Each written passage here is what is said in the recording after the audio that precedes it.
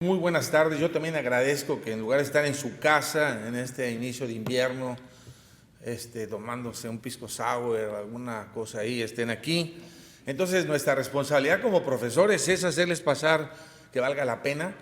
No hay alegría más grande para mí que suene una invitación para venir a Lima. Como bien lo dicen, tengo 36 años de ser bendecido con su cultura, con su comida. Todos quieren ir a mi fiesta de cumpleaños porque mi esposa hace un ceviche, hace causa, hace un lomo saltado y llevamos sobrecitos de chicha morada. Entonces, la verdad, soy un admirador de su cultura. He pasado muchas navidades, muchos años nuevos, entonces soy muy feliz de haber recibido esta invitación. Tengo solo una hora para hablar de demasiadas cosas. Voy a hacer un viaje holístico sobre los medicamentos orales en diabetes. Si pensaron que iban a venir a ver estudios y demás, soy enemigo de esas cosas. Me gustan las pláticas directas, rápidas, históricas. Y bueno, lo primero que quiero ponerlos es en el contexto real y absoluto de que jamás en la historia de la diabetes un médico había tenido tantos medicamentos, tantas innovaciones, tantos estudios, tantas guías y tanto apoyo para tratar a un paciente con diabetes. No tenemos ninguna justificación para no hacer nuestro trabajo bien. Y si bien es cierto que controlar a un paciente con diabetes es multifactorial, estoy convencido, y los estudios lo dicen, que el médico carga con el 50% más de la responsabilidad de controlar a un paciente. Por lo tanto, la charla que hoy doy tiene como sentido y como sueño que ayude a que nosotros hagamos nuestro trabajo bien con los medicamentos que tenemos, que repito, nadie los ha tenido jamás. Yo inicié mi carrera de endocrinólogo en 1990 con glibenclamida, metformina, insulina NPH, insulina rápida y nada más. Y con eso me las tuve que arreglar. Hoy uno puede hacer maravillas con lo que tenemos. El viaje ha sido histórico, desde los escritos de Arimatea, la medicina medieval, las plantas, Banting y Bess, el desarrollo de la insulina hasta los nuevos sensores y las insulinas semanales que vienen, medicamentos maravillosos, se ha ido en un abrir y cerrar de ojos. Y así de rápido tenemos que nosotros que adaptarnos a esta nueva realidad que tenemos. En un diagrama rápido, histórico del desarrollo del tratamiento de la diabetes, empezamos con la insulina en 1922, caminamos por metformina y glibenclamida en la década de los 50, de ahí se pasan 40 largos años para empezar a tener otros orales como pioglitazona, la insulina humana y demás, y después se viene esa enorme cascada vertical de medicamentos que hoy están cambiando la manera en que se trata y se enfoca la diabetes.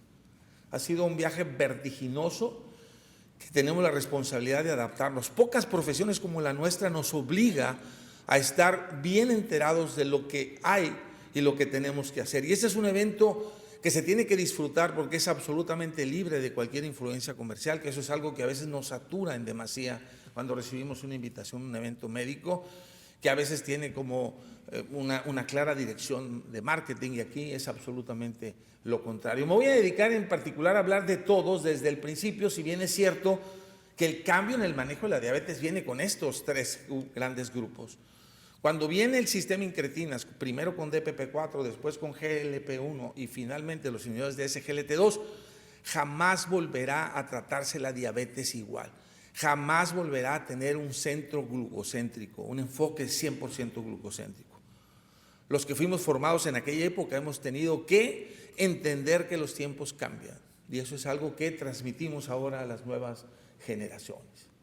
Regresemos a la década de los 50. También hemos avanzado en el enfoque de la diabetes. Yo estudié con un profesor que me decía que la diabetes era un asunto de dos, de secreción de insulina y de resistencia a la insulina, y that's it.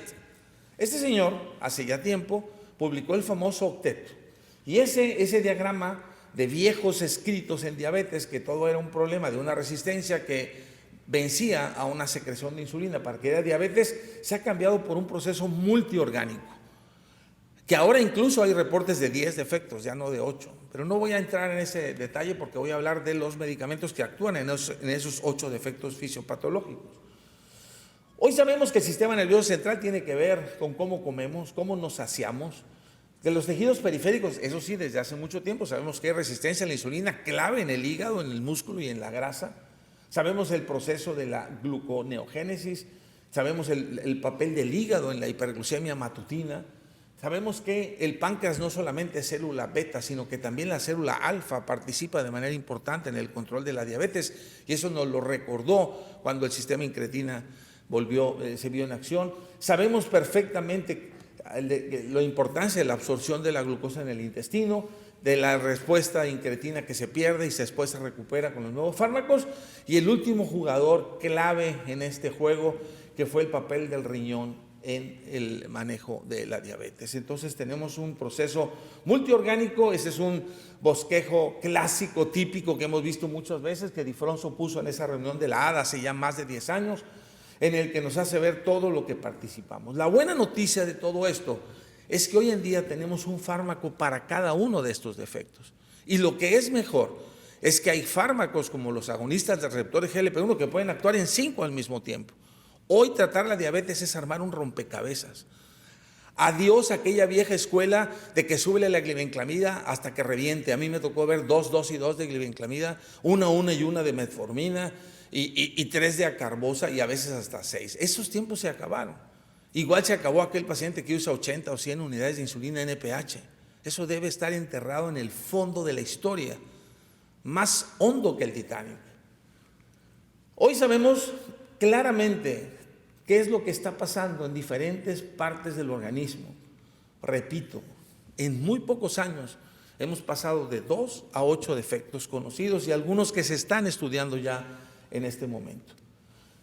Vayamos a hacer un viaje histórico rápido. Sulfonilureas. La historia de las sulfonilureas viene en la época de la Segunda Guerra Mundial. En Francia, Jean Bon tenía una clínica de enfermedades infecciosas en la Facultad de Medicina de Montpellier. Ahí, utilizando una sustancia, una sulfamida, llamada en ese entonces RP2254, tratando de encontrar un medicamento efectivo contra la fiebre tifoidea, encontró que sus pacientes convulsionaban. Y cuando contó esto, el doctor Lubatier, colega de Jambon, le dijo: oye, esto se parece mucho a las hipoglucemias que hacen, las severas hipoglucemias que hacen los perros y algunas personas que usan dosis altas de insulina. Se parece mucho. Y entonces se dieron cuenta que esa sustancia tenía la capacidad de aumentar los niveles de insulina y de bajar los niveles de glucosa. Y así nació las sulfonilureas, de una serendipia, de una situación buscando una cosa, se encontró otra. Y bueno, así es como lanzan. Te tardan todavía una década más para poder salir a la venta, para que se pusieran ya en el mercado. Y hoy sabemos perfectamente que las sulfonilureas requieren un páncreas funcional.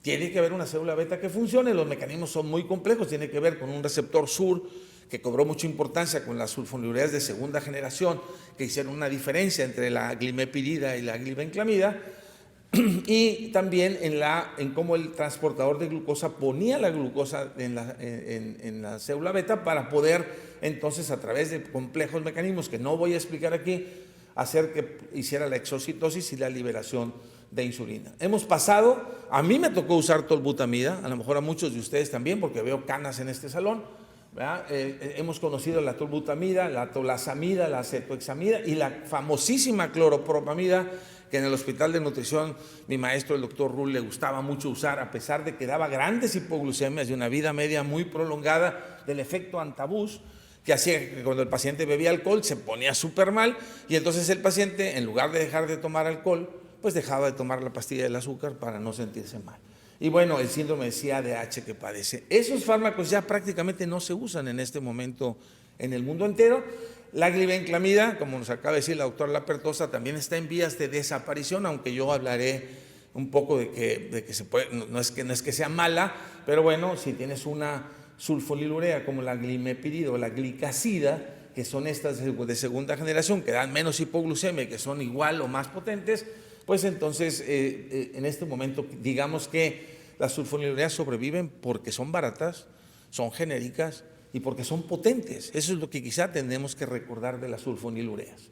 De las sulfonilureas, además, hubo un intento, a mí me tocó ya era endocrinólogo, un intento que sonaba muy bonito de una súper rápida y efectiva sulfonilurea de rápida velocidad y que terminó en un fraude porque no eran más potentes, no, todo lo que se decía en la literatura, en la vida real, en la práctica, no funcionó y han desaparecido prácticamente en el olvido, están en los libros de texto, es donde están ahorita estos medicamentos. Cuando uno revisa las sulfonilureas, ojo, son baratas y son potentes, son de las, cuando se hacen metaanálisis, son de las que superan en potencia algunos otros hipoglucemiantes orales. Y bueno, evidentemente el problema con las sulfonilureas son tres. El primero, la posibilidad de dar hipoglucemia. El segundo, el aumento de peso. El tercero, ese estuvo un tiempo, y ahorita voy a decir que no fue verdad, el problema de seguridad cardiovascular. Y el 4, que tampoco fue cierto, que se pensaba que agotaban la célula beta, que tanto usarla exprimían y exprimían y exprimían hasta que se acabara.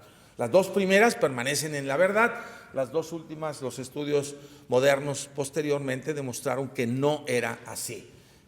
Ahora bien, mensajes con las sulfonilureas, no son iguales.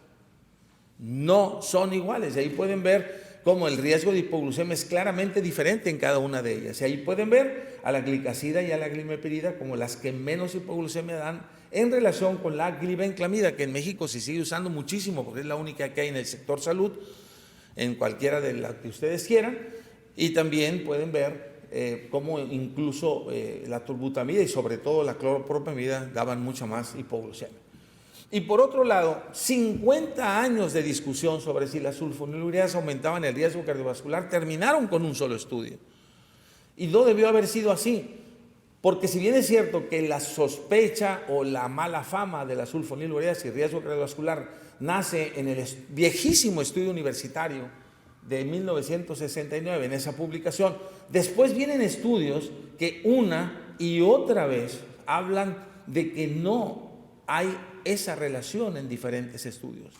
Pues tuvo que pasar no solamente esos estudios, sino hasta que vino finalmente el estudio del Carolina, que es un comparativo directo entre un DPP-4 y una sulfonilurea para decir que no aumentaba el riesgo cardiovascular y terminar con estas especulaciones y dejar de satanizar a las sulfonilureas. Ustedes pueden ver allí en diferentes desenlaces, en 4 outcomes, cómo no hay una diferencia en aumentar el riesgo cardiovascular. Un estudio que además fue muy largo, que no deja ninguna duda en ese sentido, y bueno, que sí dejó claro que si aumentan más de peso, si yo comparo una sulfonilurea contra un DPP-4, siempre el paciente o el grupo de pacientes que tome sulfonilureas va a ganar más peso que el que tiene DPP-4. Eso ya está claramente, como también ahí pueden ver que el efecto es igual, la eficacia es la misma, la durabilidad es la misma y no se agota la célula beta como se decía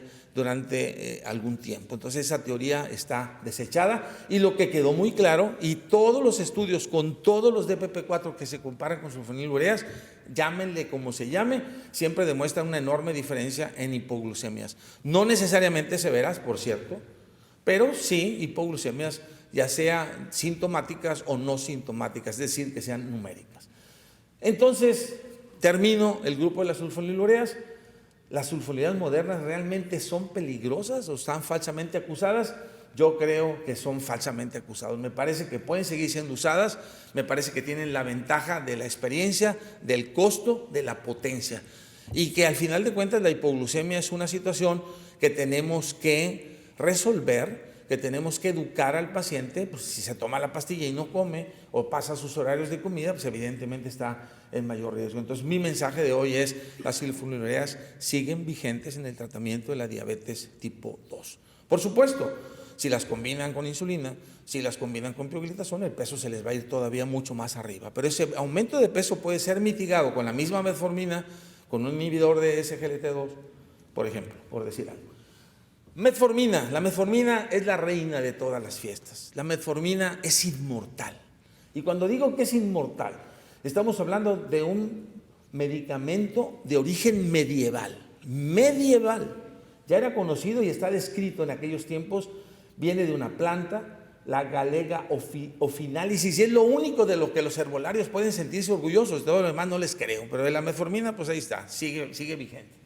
Entonces, Fue probado a partir de 1920, se empezó a hacer estudios, eran tóxicas, no le habían encontrado la manera. Para el año 50 ya existían hasta dos tipos, la fenformina, que estuvo ligada con más episodios de acidosis láctica, y la metformina, y fueron introducidos tempranamente en la década de los 50. Es el único medicamento que viene de un producto natural, de todos los que vamos a hablar en el tratamiento de la diabetes. Tiene más de 100 años y sigue vigente. Es barata, es segura. Su mecanismo de acción, pues se supone que se sabe, pero no se sabe. Está basado obviamente en pacientes que tengan resistencia a la insulina. Y no voy a hacer un diagrama muy complicado, no es mi intención, es una plática holística. La idea es decir que simplemente aumentan el AMPK, que tiene que ver con muchas reacciones que bajan la gluconeogénesis, desencadena reacciones donde baja la gluconeogénesis, baja la lipogénesis, bajan los genes lipogénicos, y tiene algunas propiedades muy interesantes a través de este aumento en la actividad de la AMPK. Es una hormona que trabaja sobre todo sobre resistencia a la insulina hepática, si bien tiene buen efecto también sobre músculo y grasa.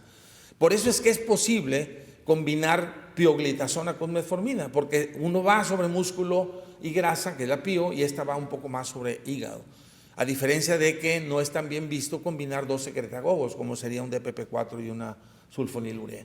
Pero la metformina tiene muchas cosas muy interesantes más que decir. Ahí tienen una cosa medio histórica que quise poner, el descubrimiento como agente epiléptico ahí por la década de los 20, que es lo que les decía, que se están celebrando 100 años. Merck en México hizo una serie de ceremonias para recordar que tenía 100 años, 1922, 23, cuando la metformina se pone en el mercado. Vean cómo Glucophage es un fármaco de 1959. Y después pasó algo muy interesante que seguramente la doctora Lapertosa, el doctor Seclen, seguramente también tú, el doctor Chen, se van a acordar. Fue increíble cómo en Estados Unidos, con ese porcentaje de obesidad y de resistencia a la insulina, la suspendió por muchísimos años.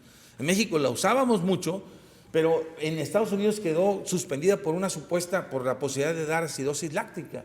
Y ven ustedes cómo es hasta finales de la década de los 90 donde la reincorporan.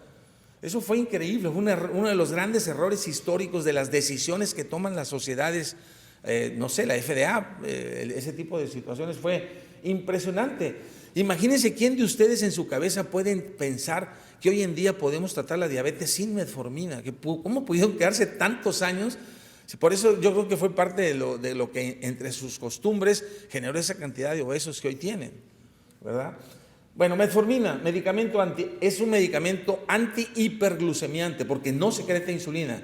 Su mecanismo de acción es favorecer la absorción de la glucosa en tejidos periféricos y reducir los niveles de insulina. Es un medicamento que se puede combinar con la metformina es la chica que le gusta bailar con cualquier chico de la fiesta. Aún los nuevos, cualquiera que ha salido, siempre se prueba y se lleva con metformina. Es impresionantemente adaptable y le da una ventaja al fármaco que quieren que actúe por donde sea, incluida la insulina e incluidos los agonistas del receptor de GLP-1. No aumenta el peso y en algunas combinaciones puede incluso favorecer su pérdida. No riesga de hipoglucemia per se, así, o si lo combinan con insulina o con glibenclamida es otro cuento, pero sola no da hipoglucemia. Uso en prediabetes y en embarazo.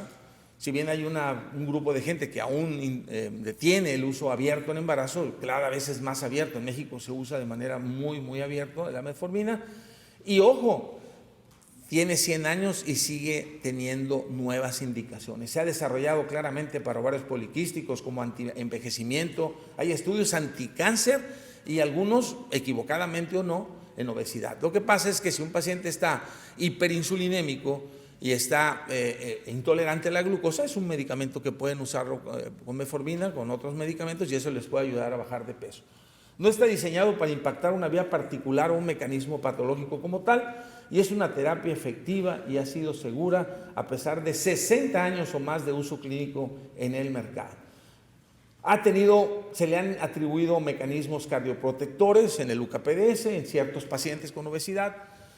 Ahí están sus mecanismos antihiperglucémicos diseñados claramente en músculo esquelético, tejido adiposo, hígado, incluso en el intestino, que es una de las razones por las cuales da tanto efecto secundario. Aumenta el tránsito intestinal, disminuye la absorción de glucosa en el intestino, entonces cambia la microbiota y también ha tenido que ver, tiene algunos reportes de cómo pudiera ayudar de manera secundaria a la regulación del apetito y la disminución de peso. Hay efectos, repito, en hígado, hay efectos en sistema nervioso central, y lo nuevo es lo que se está moviendo hacia el antienvejecimiento y anticáncer. En ovarios poliquísticos, en ciertas condiciones, también puede dar beneficios. Por ejemplo, la metformina más cambios en estilo de vida es superior en bajar los andrógenos con respecto al cambio en estilo de vida,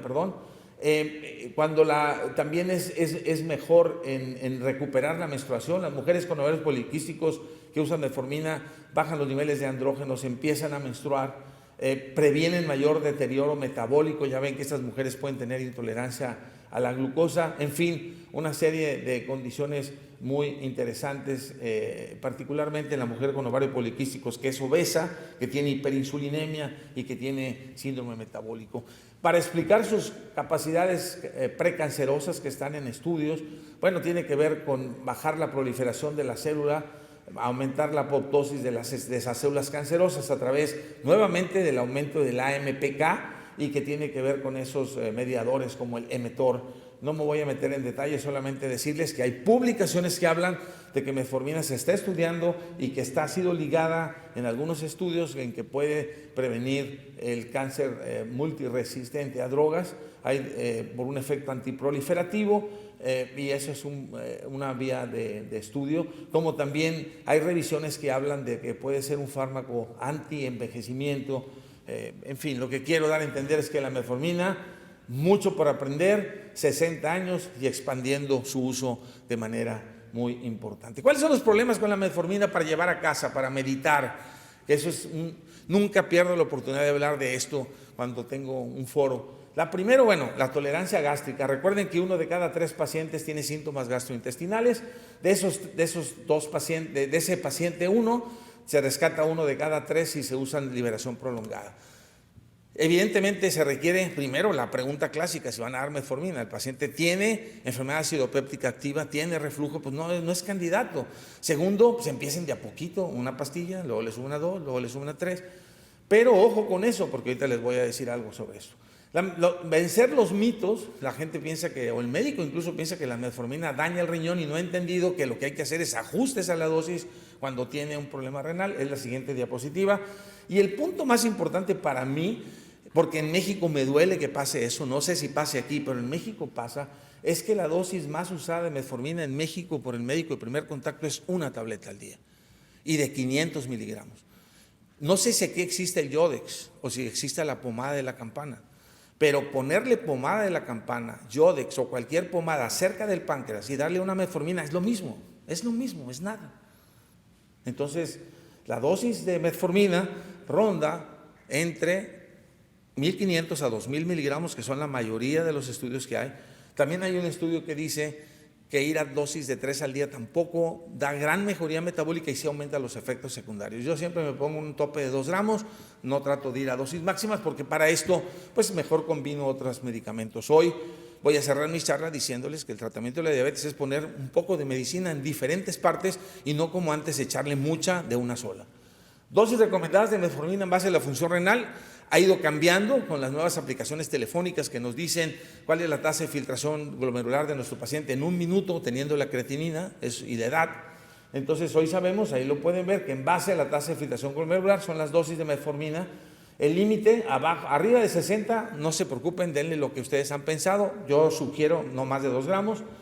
Abajo ya empiezan a tener que filtrar. De 45 a 60, no más de 2 gramos, de 45 a 60. De 30 a 45, no más de 1.000, y abajo de 1.000, abajo de 30 no se debe de utilizar, ni siquiera 500 miligramos, o sea, no usar. Entonces 1.000 para tasas de filtración entre 30 y 45, 2.000 para tasas de filtración de 45 y 60, y arriba de eso lo que ustedes quieran. TZDs, voy ahora con las TZDs. Fueron unas drogas fantásticamente fabulosas, a mí me encantan. Las TZD son drogas antidiabéticas orales que actúan como sensibilizadores a la insulina, con un mecanismo de acción muy interesante. y que son usados en el tratamiento de la diabetes hace casi 3 décadas. A mí me tocó ya ser endocrinólogo cuando la lanzaron. Tienen un amplio rango de acción porque afectan también la homeostasia de lípidos, no solamente la glucosa. Tienen propiedades antiinflamatorias, antiaterosclerosis, remodelamiento óseo y proliferación celular. Era una gran promesa en la sensibilización de la insulina en diabetes tipo 2.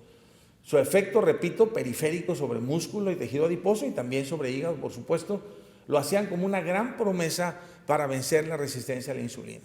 ¿Se acuerdan cuando nació? El concepto era de que aumentaban de peso, pero la grasa la redistribuían y se hacían caderones, pero les bajaba la pancita. Todo ese tipo de cosas vimos en ese entonces. Durante su uso, las TZDs han sido ligadas a varios conceptos positivos. Son muy eficaces, tienen gran durabilidad, previenen diabetes de una manera muy eficiente y tienen una acción cardioprotectora. Sin embargo, su historia ha sido compleja y llena de caminos oscuros. Lo primero es que cuando nace la primera droga, que fue la troglitazona, se encontró rápidamente un efecto sobre hígado tóxico que hizo que se suspendiera el mercado apenas a los 3 años. Y eso fue la primera mancha que tuvieron estos estudios. 1997 para el 2000 se salió. Rosiglitazona, llamada Bandia y lanzada con un gran presupuesto por GSK. Recuerdo increíbles eventos, además antes de la época del compliance, éramos reyes en esa época, lo recuerdo bien. Se puso gravemente en observación cuando un clásico estudio, los que les gusta leer estudios, de Steven Nissen, hace un metaanálisis y dice que la rosiglitazona aumentaba el riesgo de infarto y la muerte de causa cardiovascular. Y entonces, a través de esa publicación, se suspende la comercialización de esta droga y se arrastra a la pioglitazona. Además, independientemente de estas cosas graves, del aumento del riesgo cardiovascular y la hepatotoxicidad que tenía la pioglitazona, el problema es que era de todos conocidos. Y en el PROACTIVE, que fue un estudio muy importante que se abrió en un congreso europeo en Estocolmo hace varios años, hubo aumento en la insuficiencia cardíaca, aumento en la osteopenia, aumento en las fracturas, aumento de peso y una relación posterior en otro estudio con cáncer de vejiga. Y eso la tiró. Nadie quería, y la satanizó. Para mí la satanizó, y ahorita les voy a decir por qué. Estamos hablando más o menos de ahí de los principios de los 2000, entre 2000 y 2010. Las tiazolidindionas entonces tenían efectos claramente negativos, no se podían usar en insuficiencia cardíaca, no se pueden usar en mujeres que tengan osteoporosis, no se deberían usar en pacientes que tengan cáncer vesical, se sabe que aumentaban de peso, se sabe que retenían líquidos, pero tenían una serie de efectos benéficos que incluían no solo lo metabólico, sino lo cardiovascular, porque sus efectos iban a endotelio, no solamente a tejido adiposo, iban a hígado, endotelio, riñón, músculo, incluso ovarios. Entonces, tenía una potente reducción de glucosilada, era también altamente combinable con todos los fármacos en diabetes, prevenían o retrasaban la aparición de diabetes de una manera muchísimo superior a la metformina, que era la que siempre se dijo que podía prevenir diabetes, y era una excelente terapia de inicio como monoterapia en pacientes que tenían intolerancia o que tenían contraindicación a la metformina o como segunda droga. Había estudios, lo voy a mostrar muy rápido, que hablaban de una durabilidad que no se había visto con ningún otro hipoglucemiante oral y empezaba a haber evidencia de reducción de enfermedad cardiovascular. Entonces, por un lado decían que la ROSI aumentaba y acá decíamos que la bajaba. Ese es el estudio famosísimo de Difronso, el Action Diabetes, que produjo una reducción en la progresión, de diabetes de 72%, numerazos. Ahí se ven, miren cómo se separan las curvas y desde temprano se separa. Entonces, no hay duda. Y no solamente fue en ese estudio, porque hay muchos más estudios, ahí los pueden ver muy rápido, el DREAM, el TRIPO, el CANO, el LACNOW, era el LACNOW del que estaba hablando yo ahorita, todos en cifras de 70, 52, 62, 70, 72. Un grandísimo retrasador de la aparición de diabetes o preventivo de la aparición de diabetes. Vean las tasas de conversión de prediabetes a diabetes usando pioglitazona. Todos los estudios dieron el mismo resultado y fueron positivos en diferentes poblaciones del mundo, similares. Así pasó en metformina, pero con mejores números. Entonces, bueno, ¿qué nos dicen las tiazolidindionas con respecto al riesgo cardiovascular? Pues hay una reducción, no tan importante como las que hoy estamos viendo con los nuevos fármacos, pero no aumentaban el riesgo cardiovascular. Ustedes pueden ver ahí para MACE, para eventos cardiovasculares mayores, para infarto al miocardio, para stroke, tienen un estudio muy poderoso en stroke, un estudio italiano. Donde ya no le va bien es en reducir las causas de mortalidad, de todas las causas, sale neutro, y claro, insuficiencia cardíaca es evidente que la aumenta. Entonces, en resumen, los números de protección cardiovascular son muy buenos, tanto para MACE como infarto, stroke, recurrencia al stroke, y repito, hay un aumento en la falla cardíaca, el riesgo de falla cardíaca de 33%, y la tasa de mortalidad queda muy planita, pero una reducción de apenas 6%. Y no es lo mismo Rossi que Pío, desde entonces se sabía. Vean cómo Rossi sí en los metaanálisis todos aumenta el riesgo cardiovascular, tenía razón aparentemente, porque ahorita les voy a salir con una sorpresita, y cómo pioglitazona se va a la izquierda mientras que Rossi se va a la derecha. Las desventajas son, evidentemente, repito muy rápido, aumento de peso, una malísima combinación, usar pío con insulina, usar pío con sulfonilureas. Se bloquea bastante bien si combinan pío con metformina o pío con un SGLT2 o con un agonista del receptor de GLP-1. Insuficiencia cardíaca, si seleccionan bien al paciente, si están con falla 1 o 2, no progresan necesariamente a 3 o 4. Los que sí eran que los que estaban en 3 o 4 normalmente empeoraban o se hospitalizaban. El edema por retención de líquidos, fracturas distales, hay que tener cuidado en usarlo en mujeres posmenopáusicas, y el aumento de riesgo cardiovascular, que ya lo dejé desechado y que se veía solo con rosiglitazón. ¿Qué deben llevarse a su casa como mensaje para que le pierden el miedo a la pioglitazona? Yo ya se lo perdí hace mucho. Que los estudios que demostraron aumento de peso, fracturas y cáncer de vejiga estaban hechos en pacientes con Estados Unidos y Europa que usaban 30 a 45 miligramos. En México usamos solo 15 miligramos. En América Latina no se llegan a esas dosis. Entonces eso es muy importante. El aumento de peso sí se ve, pero es entre 2 y 5%. Y esto se aumenta al doble o al triple cuando se usa sulfonilurea o insulina, y generalmente tiene que ver con retención de líquidos y redistribución de la grasa, y eso no se ha relacionado con un aumento en el riesgo cardiovascular. El edema de miembros inferiores sí se ve, yo lo veo mucho en los pacientes, un 7% aproximadamente, sube hasta 15% cuando se usa con insulina. Hay una disminución del hematocrito, estos pacientes parecen tener anemia dilucional por la retención de líquido, no está muy bien establecido esta situación, y bueno, como pueden ver, los riesgos no son demasiado altos. Y bueno, finalmente, para no tardarme mucho, resulta que 3 años después la FDA lanza un comunicado que dice, híjola, se me hace que hay que quitarle la restricción a la Rossi, porque los estudios que han venido después y a las TZDs no han demostrado este asunto, y dijo mi mamá que siempre no, que ya la pueden usar, pero resulta que ya ni el mismo GSK la quiso vender, es decir, la mataron bien muerta, no resucitó, a pesar de que ya tenía permiso de Jesucristo, así de Lázaro, de levántate y anda. Lázaro no andó y Lázaro no se levantó.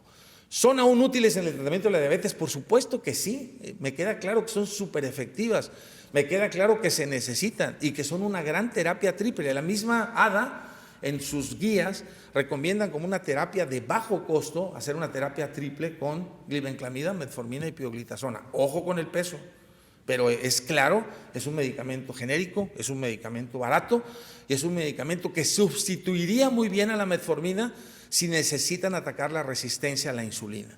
Entonces, yo de verdad los invito a que la desatanicemos siempre y cuando usemos una dosis de 15 miligramos. Bien, vamos con los DPP-4, uno de mis grandes favoritos. A mí me gustó el DPP-4 porque nunca más he vuelto a ir a urgencias a ver un paciente con hipoglucemia. Nunca más me levantaron a ver un paciente con hipoglucemia. No he vuelto a un hospital desde que cambié las glibenclamidas por sitagliptinas o vildagliptinas o las que quieran. ¿Qué trajo el DPP-4? Novedad, la novedad de un nuevo mecanismo de acción. Un mecanismo de acción que hablaba de incretinas. Las incretinas se conocían desde décadas atrás, desde los 30 hay descripciones de incretinas. En el 64 ya se les daba una relación para liberar insulina. El intestino le habla al páncreas, decían los que describían los primeros papers en aquel entonces para decir qué es lo que pasaba. Y resulta que el efecto incretina representa el 60% de la capacidad de liberación de insulina después de comer. Y resulta que los diabéticos pierden el efecto incretina y que estos medicamentos lo detenían. Y entonces el intestino, a través, en el ilio y en el colon, a través de las células L, y en el yeyuno, a través de las células K, se volvieron importantes en el tratamiento de la diabetes, porque de ahí se producen las incretinas. Y esta diapositiva la hemos visto 2,5 millones de veces. El paciente come, libera GLP-1 y GIP, activo, y esta a su vez es inactivada rápidamente por la enzima DPP4 hacia moléculas inactivas.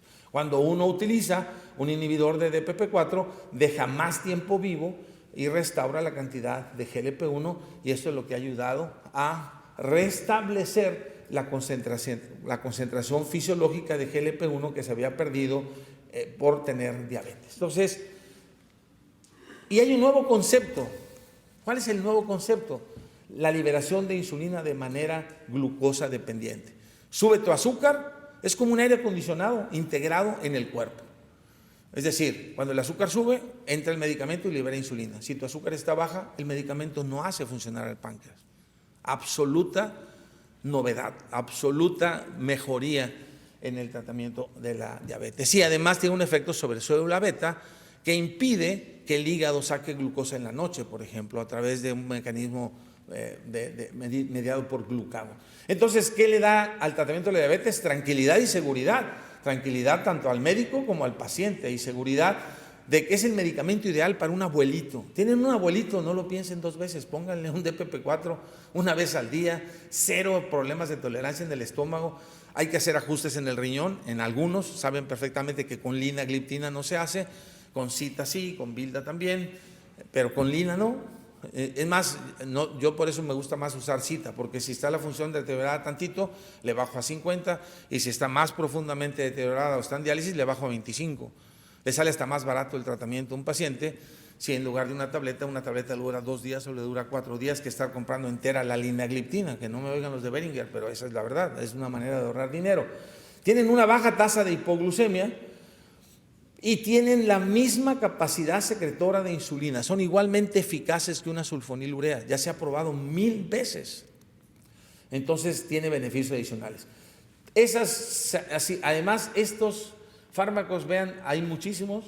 En México tenemos sitagliptina, vildagliptina, saxagliptina, alogliptina, linagliptina, y tenemos también genigliptina. Tenemos todas esas, las otras son japonesas, esas no las tenemos todavía.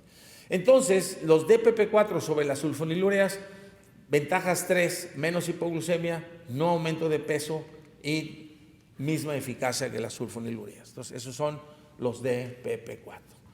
Y tienen mejoría entonces sobre 3 defectos fisiopatológicos de la diabetes.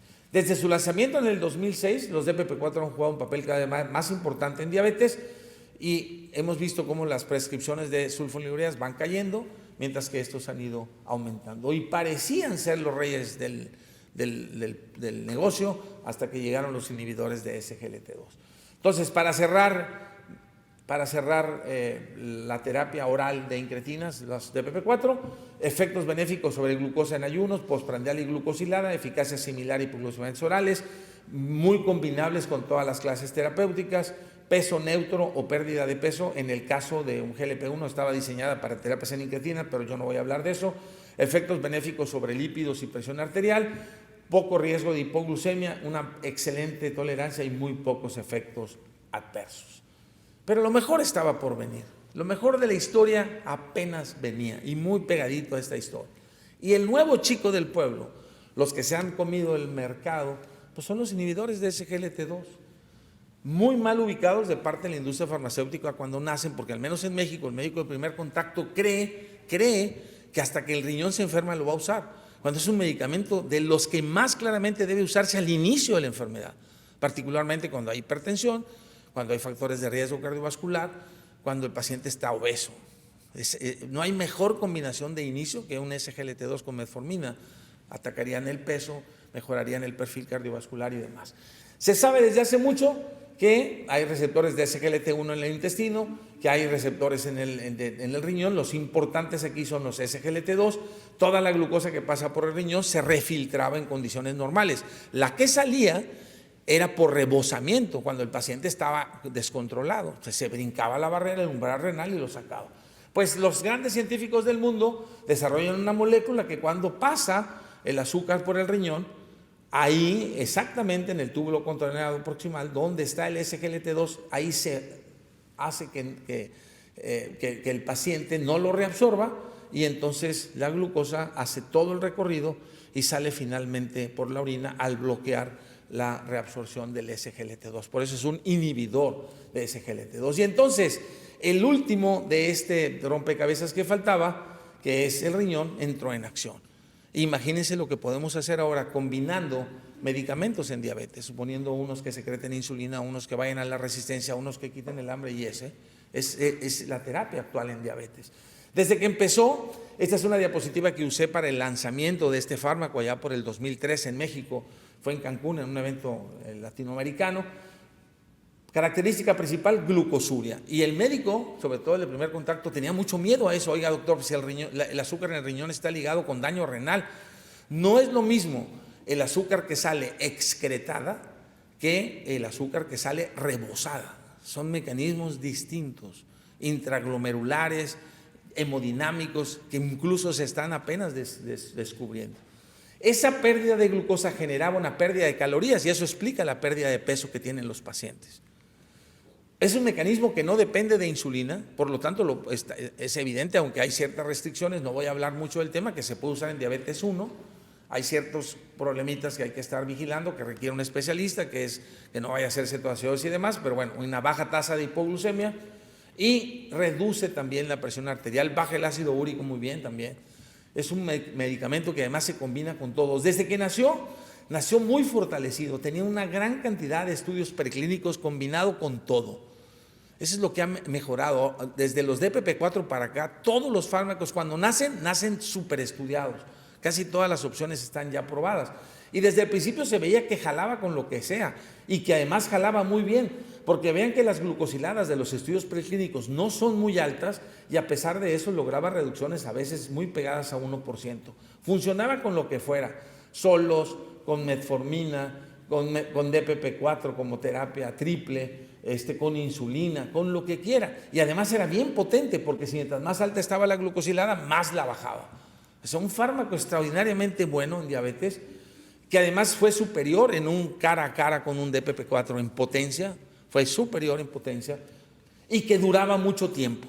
Entonces, cuando nació ese medicamento, los endocrinólogos y los médicos ya sabíamos que era eficaz, que era combinable, que bajaba el peso, que no daba hipoglucemia, que mejoraba la presión arterial, que era seguro, que duraba.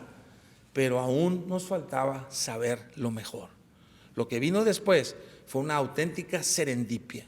Buscando una cosa, se encontró otra. Pero antes de eso, debo decirles, porque los quiero emocionar y los voy a dejar en suspenso, es que evidentemente cuáles son las principales precauciones.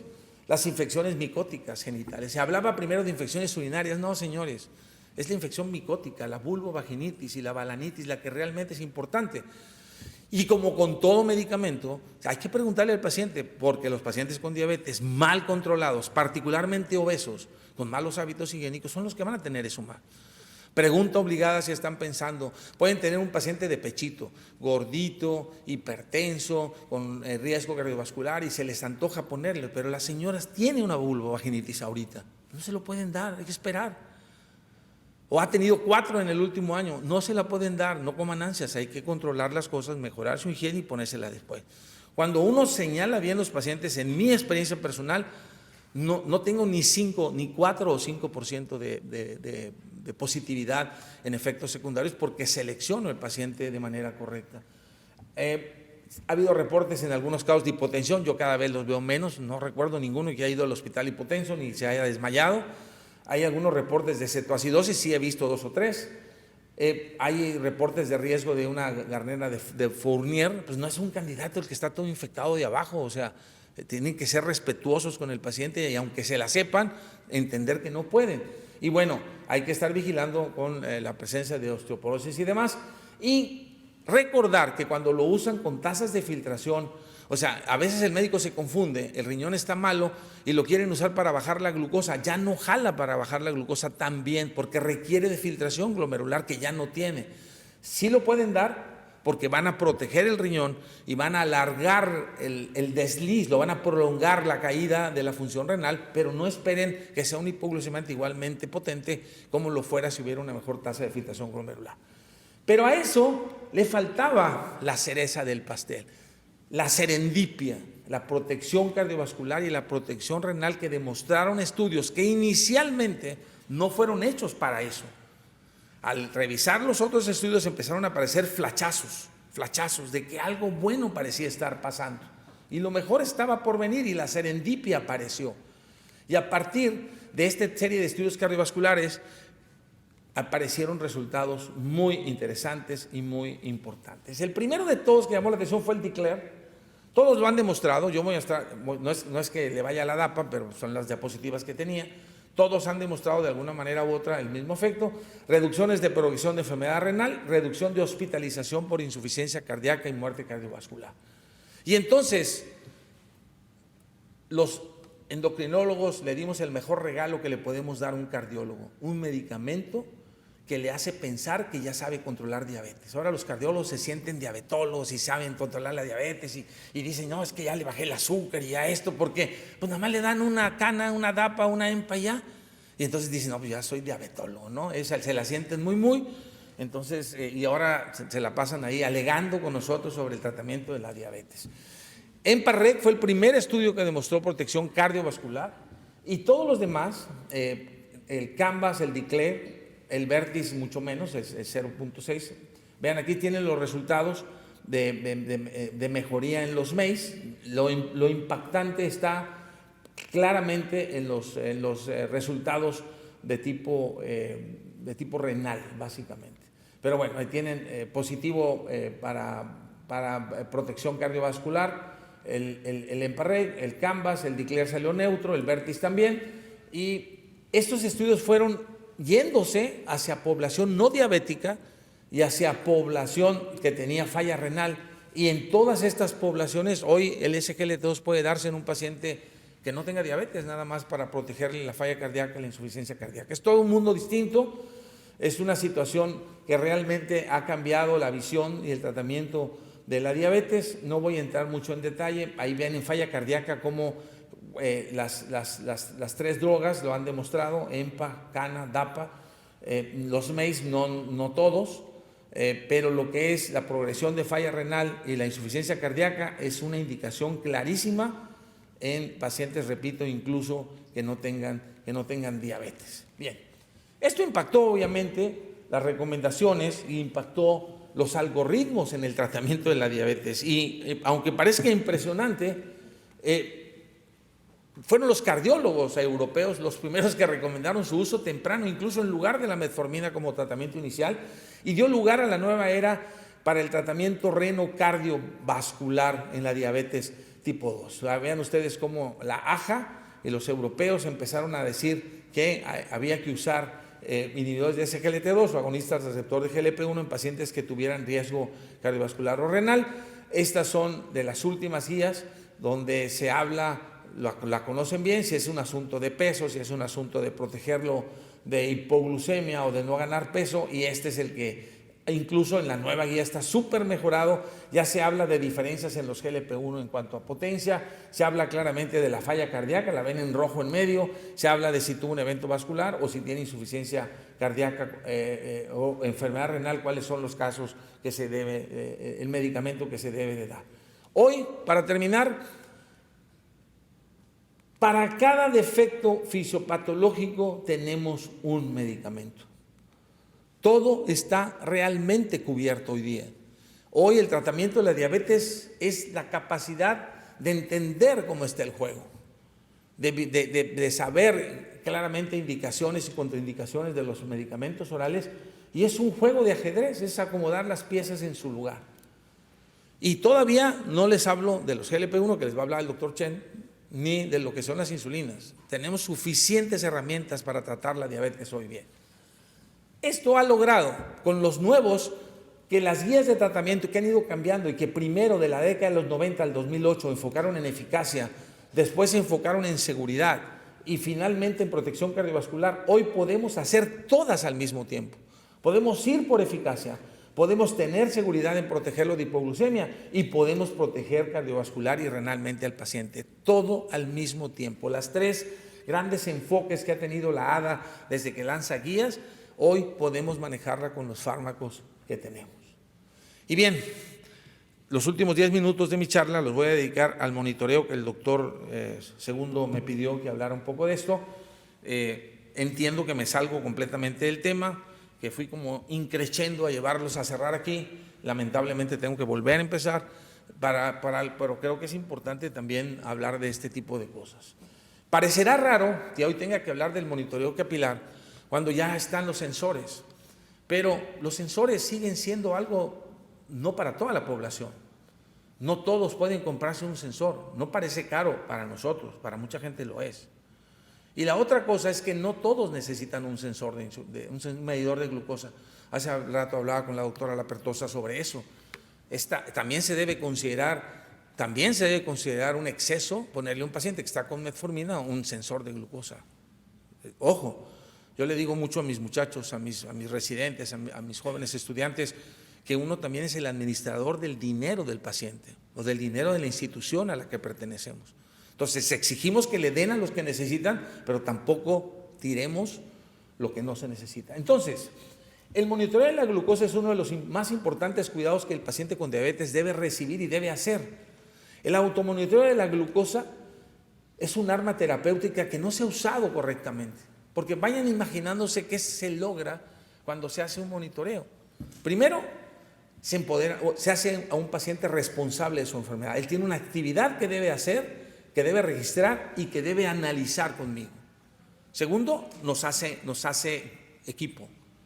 Él me dice, yo le explico, nos empoderamos mutuamente, yo lo conozco a él, él me conoce a mí, él conoce sus alimentos mejor, sabe lo que tiene que hacer. Sin embargo, no se usa y no se pide como debería de ser. El automonitoreo de la glucosa empodera al paciente, lo hace copartícipe de su enfermedad, promueve el entendimiento del impacto de los alimentos, la actividad física y los medicamentos sobre su propia glucosa. A mí los pacientes con frecuencia me dicen, doctor, ¿me puedo comer un melón? Le digo, bueno, para empezar un melón completo no, pero si puedes comer un pedazo de melón, pues la respuesta es no sé. Una vez hicimos un estudio en el hospital donde a diabéticos tipo 1, entiendo que es diferente, les pusimos a desayunar diferente a todos. Todos estaban en un nivel de hemoglobina, en un rango de glucosilada y en un rango de glucosa en ayunas. Y todos desayunaron lo mismo 5 días diferentes. La variabilidad que hubo en las glucosas postprandiales comiendo lo mismo fue impresionante y eso es normal. Tienen diferente capacidad secretora de insulina, tienen diferente grado de enfermedad. Entonces la única manera de saber qué pueden comer y cuánto pueden comer es que ellos monitoreen su glucosa y entiendan que a lo mejor tú sí puedes comer un melón pero el otro no, o tú sí puedes comer esto y el otro no, y eso lo hemos visto todos en la práctica diaria. Lo ayuda a conocer su enfermedad, lo ayuda a prevenir o resolver problemas al detectar o tratar al momento una hipoglucemia o una hiperglucemia y le permite hacer ajustes terapéuticos más oportunos. Documente el avance, voy bien, voy mal, y el logro de los objetivos glucémicos. Y repito, hace que nosotros nos comuniquemos. Me faltó poner una foto donde empezamos a discutir brevemente los resultados. ¿Qué te pareció? ¿Cómo ves aquí? ¿Aquí por qué estuviste alto? Lo obliga a pensar, lo obliga a autoconocerse. El monitoreo de la glucosa, por décadas, el único fue las tiras de orina. A mí me tocó hacerme internado en el hospital, metía asquerosamente la orina de los pacientes y la veía, a ver cuánto salía, con limitaciones enormes, con una correlación con niveles de glucosa pobrecísimos y no visualizaba una hipoglucemia, ¿verdad? Funcionaba además hasta que el umbral de glucosa era excedido y ya no funcionaba cuando había una falla renal avanzada. Entonces, con eso trabajamos décadas, ¿eh? Después viene el famoso Destrostix en 1965, usada con el primer glucómetro, que es en 1970, para que vean cómo en 50 años avanzamos de un primer glucómetro a un sensor de glucosa puesto en el brazo y escaneado con un teléfono celular. El monitoreo a través de este mecanismo dio a conocer o entender la correlación entre el pobre control glucémico y las complicaciones diabéticas en el famoso estudio del DSCT en 1993. Ha sido un pilar indiscutible en el tratamiento de la diabetes 1, pero ha sido subutilizada en pacientes con diabetes 2. Después, bueno, ya se sabe que mientras más se chequen, los niveles de glucosa bajan más. Hay una correlación clarísima entre monitorear la glucosa y hacerlo varias veces que el que no lo monitorea o el que lo monitorea y lo hace pocas veces, y ahí la pueden ver. Las ventajas del monitoreo: el médico evalúa la eficacia de su tratamiento, le ayuda a hacer ajustes en los medicamentos, en la insulina, monitorea las metas de control. En el paciente le ayuda a entender el impacto de la dieta, el ejercicio, el estrés y las medicaciones sobre sus cifras de glucosa. Hay ventajas para ambas partes. También vigila la seguridad del tratamiento y reconoce los episodios de hiper e hipoglucemia. Entonces, las ventajas también hacen que el paciente asuma un control activo de la enfermedad, genera confianza, corrige errores, afianza conductas, empodera al paciente y también al médico, lo empodera, ¿por qué no?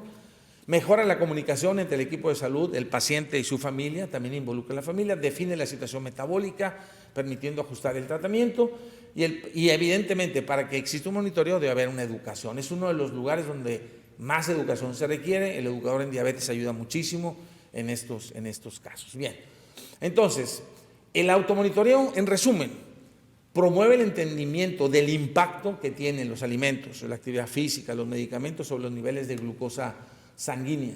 Y no puedo entender cómo alguien puede iniciar insulina si no monitorea la glucosa. Es como manejar un barco sin una brújula o un avión sin un radar. O sea, es imposible. No puedo entender un sistema de salud que le dice empieza insulina y no monitorea la glucosa. ¿Cómo le subes? ¿Cómo le bajas? ¿Cómo lo intensificas? Y bueno, el monitoreo produce mejores pacientes y mejores resultados. Hasta 0.4 a 0.5% se ha visto de diferencia en un paciente que se monitorea teniendo el mismo nivel de educación nutricional y la misma intervención farmacológica. Ahora, por supuesto que el monitoreo requiere un médico entrenado que sepa qué tiene que hacer con la insulina y con las pastillas, y un paciente entrenado de nada sirve. Eso es muy importante. El paciente debe ser entrenado a cómo usar sus datos para ajustar su dieta, sus ejercicios o su terapia farmacológica. Yo en lo personal decidí perder un poco de mi privacidad. Tengo un segundo teléfono que no es este, que lo abro en horas de consulta y los pacientes me envían sus monitoreos y mi asistente o yo vamos contestando conforme tenemos tiempo los ajustes que hay que hacer, pero de esa manera vamos ganando tiempo y vamos intensificando los pacientes. ¿Cómo elegir el mejor esquema de monitoreo? Depende del tipo de diabetes, no es lo mismo tener tipo 1 que tipo 2, depende de la edad, depende de la modalidad del tratamiento, del grado de control metabólico. Si estamos en una etapa de mucho descontrol y estamos intensificando, hay que hacerlo más seguido. Si ya estamos en una etapa de que está súper estable, súper controlado, seguramente se va relajando eso.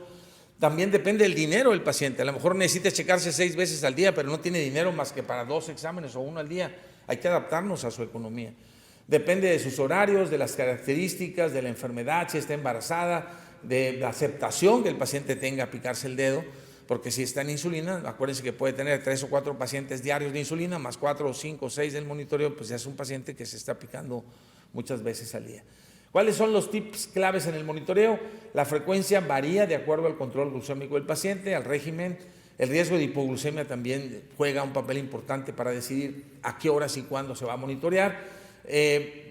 Y por supuesto que si la diabetes está controlada, pues el esquema se va haciendo cada vez más laxo y menos frecuente. Bien, ¿qué más? Hay muchos esquemas, la verdad es que hay muchísimos esquemas.